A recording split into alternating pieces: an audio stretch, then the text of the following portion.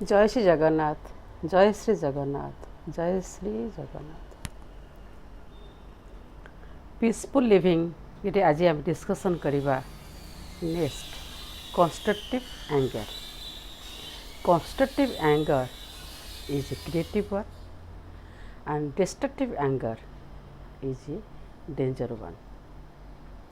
भगवान का सृष्टि में काम, क्रोध, लोभ, मोह, मद, आश्चर्य ये भगवान का क्या है सृष्टि है। इसलिए जब एंगर और क्रोध कंस्ट्रक्टिव वे में हो जाता है वो है गुड वन, डिस्ट्रक्टिव वे में हो जाता है तो ये रॉन्ग, भूल।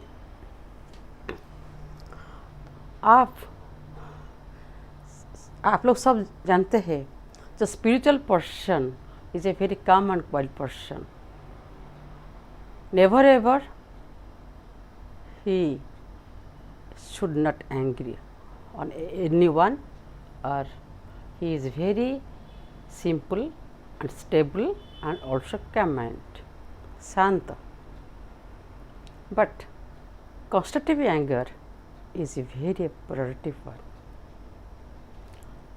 एक लाइफ स्टोरी था मेरा, सत्य घटना पर आधारित था। जब मैं 10th स्टैंडर्ड में थी, मेरा पिताजी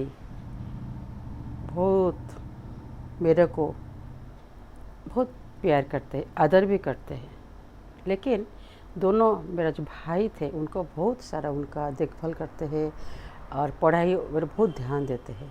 लेकिन माताजी का ओडिया का ये है, ओडिया का कहावत है, झिया जन्म पर घर को। इसलिए माताजी और पिताजी इतना ध्यान नहीं देते हैं मेरे पढ़ाई के ऊपर। एक दिन मैं पिताजी के पूछा a + b - c whole cube, एक अलजेब्रा था और मेरा डाउट भी था, और पिताजी ने a - b - c whole cube मुझे पूछा और मुझे अच्छा आता नहीं था इस टाइम पर। पिताजी के मेरे ऊपर वो जो बुक है ना ऐसे फेंक दिया, नाकों में बाजा और आघात भी लगी, चोट भी लगी। और पिताजी ने मुझे बताया तुम्हारे हिसायत नहीं है, तुम्हारी ताकत नहीं है, you don't deserve to take the subject of mathematics, you take better, you will take physiology और हाइजीनिक सब्जेक्ट है। मैं वो दिन बहुत गुस्साई गई थी, एकदम बहुत क्रोध भी आ जाती थी मुझे। और मेरे चुपचाप साइलेंटली मैं पिताजी से निकला और मैं फ्रेंड सर्कल के साथ बैठा और धीरे धीरे अलजेब्रा मैथ मुझे सहज लगी। जब रिजल्ट निकला 10th स्टैंडर्ड 81 बैच में थी, मेट्रिकुलेशन 72% था एंड दैट टू, और ऑप्शनल मैथ में था 96 एंड कंपल्सरी में था 89 आउट ऑफ 100।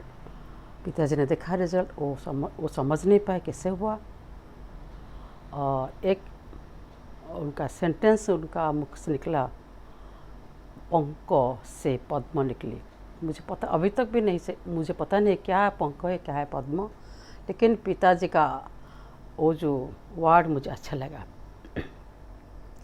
मैं गुस्सा हो गई थी पिताजी का एटीट्यूड पर, लेकिन मैं उनको इसी टाइम पर at the age of 16 I take that, ठान लेती हैं मैं करके दिखाऊंगी।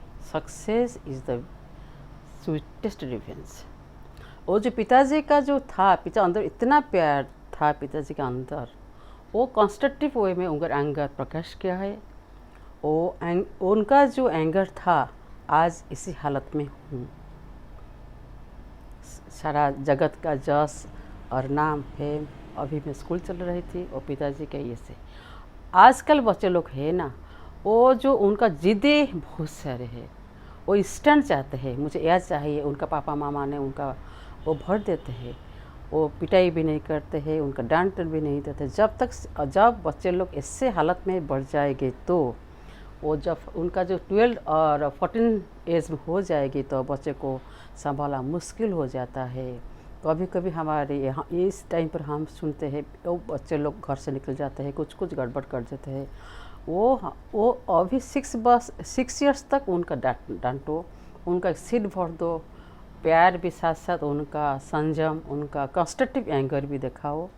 जब कंस्ट्रक्टिव एंगर होने से बच्चे लोग उनका ये बढ़ जाएगा, उनका सेल्फ इमेज ज़्यादा हो जाएगी, उनका ऊपर फेथ लेवल आ जाएगी। कंस्ट्रक्टिव एंगर होना चाहिए।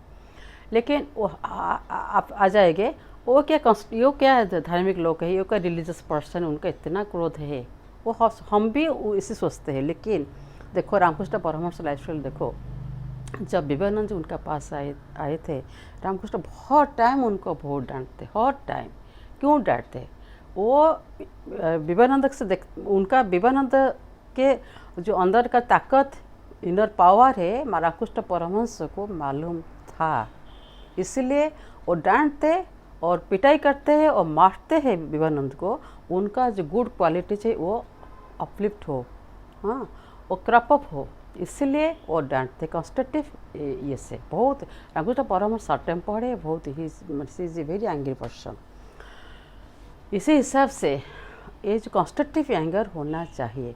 देखो भगवान कृष्ण जी जीवन में आ जाओ, भगवान कृष्ण इतना शांत है, भगवान परमात्मा है, परम पुरुष है और अवतार पुरुष भी है।